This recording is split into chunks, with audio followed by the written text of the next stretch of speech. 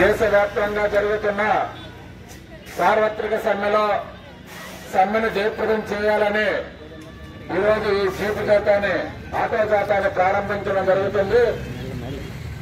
దేశంలో జరుగుతున్నటువంటి అనేక పరిణామాలను మనం ఈరోజు చూస్తున్న అత్యంత దుర్మార్గంతో కార్మికులందరినీ ఉచ్ఛేదపరుస్తూ కార్మికులు కట్టు బానిసలు కాదు, కార్మికులు తలుచుకుంటే మీ ప్రభుత్వాలు కూలగొడతారని చెప్పే సందర్భంగా హెచ్చరిస్తూ ఈరోజు ఈ ఆటో జాతాను ప్రారంభించడం జరుగుతుంది. మిత్రులారా, మన రాష్ట్రానికి వస్తే చంద్రబాబు నాయుడు గతంలో జగన్మోహన్ రెడ్డి బాధుడే బాధుడు బాధుడే బాధుడు అని చెప్పిన పెద్ద మనిషి ఈరోజు మన పైన ఏం బాగుతున్నారో మీరందరికీ తెలుసు. ఒక పక్క కరెంటు ఛార్జీల పేరుతో, ట్రాక్ ఛార్జీల పేరుతో వందల్లో వచ్చిన కరెంట్ ఛార్జీలు 2,000లో వస్తున్నాయి. అలాగే మనకి అత్యంత రాబోయే రోజుల్లో ఉద్యమాలతో తప్ప ఈ ప్రభుత్వాలు మెడలు వంచలేము. కాబట్టి ఈ ప్రభుత్వాలు మెడలు వంచాలంటే ఉద్యమాలు తప్ప మరొక మార్గం లేదు. కాబట్టి దేశవ్యాప్తంగా జరుగుతున్న ఈ సార్వత్రిక సమ్మెలో గ్రామీణ ప్రాంతంలో ఉన్నటువంటి ఎవరైతే రైతులు కూలీలు కూడాను ఈ సమ్మెను జయప్రదం చేయడానికి కోరుకున్నారు. కాబట్టి రాత్రి 9 నుంచి 9:30 గంటల వరకు మీరు సెల్ ఫోన్లు స్విచ్ ఆఫ్ చేయాలి. ఒకటే మార్గం. కనీసం ఏం అడగట్లేదు. ఆ ప్రాంతంలో ఇప్పటికే 60,000 మందికి చిన్నారులు పిల్లలు చనిపోయారు. వారికి మద్దతుగా ప్రపంచవ్యాప్తంగా కనీసం మీ సెల్ ఫోన్ ని 9 నుంచి 9:30 గంటల వరకు స్విచ్ ఆఫ్ చేయాలి. అంతే.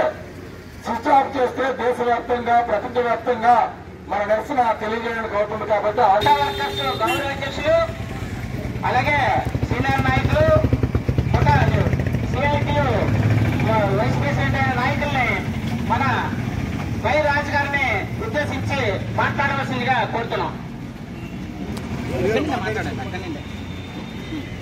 సరే పట్టుకోండి.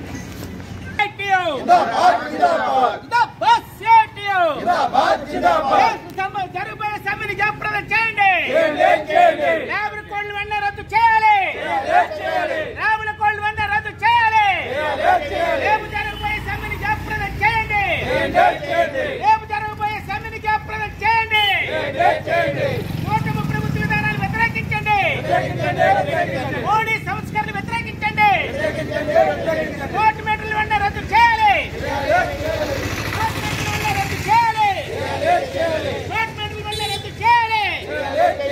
మోడీ వైఖరిని వ్యతిరేకించండి. మోడీ దుర్మార్గాన్ని వ్యతిరేకించండి. చట్టాలను కాపాడుకుందాం.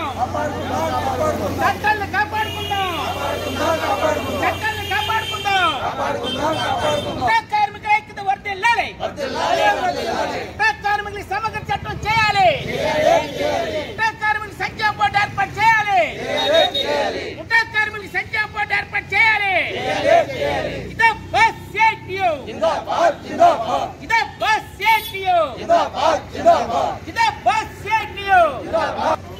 దేశవ్యాప్త సమ్మె జరుగుతుంది. ఈ సమ్మె సాధారణమైన సమ్మె కాదు. ఇది మరో స్వాతంత్ర పోరాటంలో భాగంగా ఈ సమ్మె జరుగుతుంది.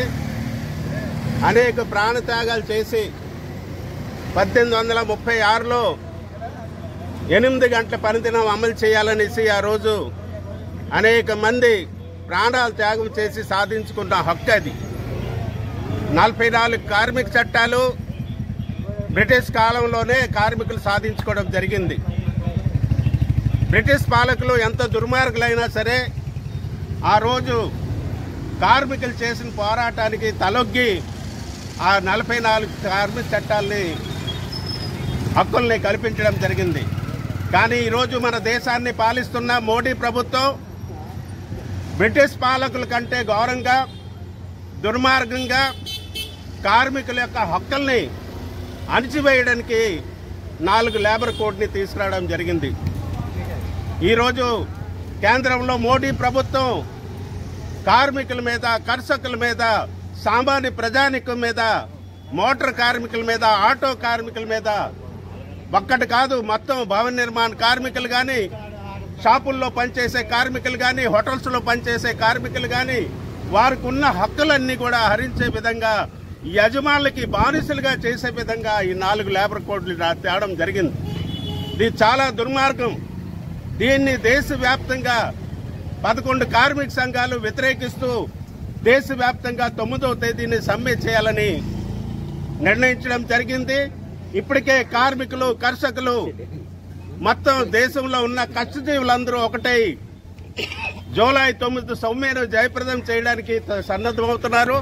అందులో భాగంగానే ఈరోజు విశాఖ జిల్లా ముఠా కార్మిక సంఘం ఆధ్వర్యంలో ఈరోజు మన కళాశీలందరూ కూడా రేపు సమ్మెలో పాల్గొంటామని, మిగతా కార్మికులందరూ కూడా సమ్మెలో పాల్గొనాలనేసి కోరుతూ ఈ జాతాని ప్రారంభించడం జరుగుతుంది. నగరంలో ఉన్న కార్మికులందరూ, సామాన్య ప్రజానికం, మహిళలు, విద్యార్థులు అందరూ కూడా ఈ సమ్మెకి మద్దతు ఇవ్వాలని ఈ సందర్భంగా సిఐటియుగా అలాగే కార్మిక సంఘాలన్నీ తరఫున డిమాండ్ చేస్తున్నాం.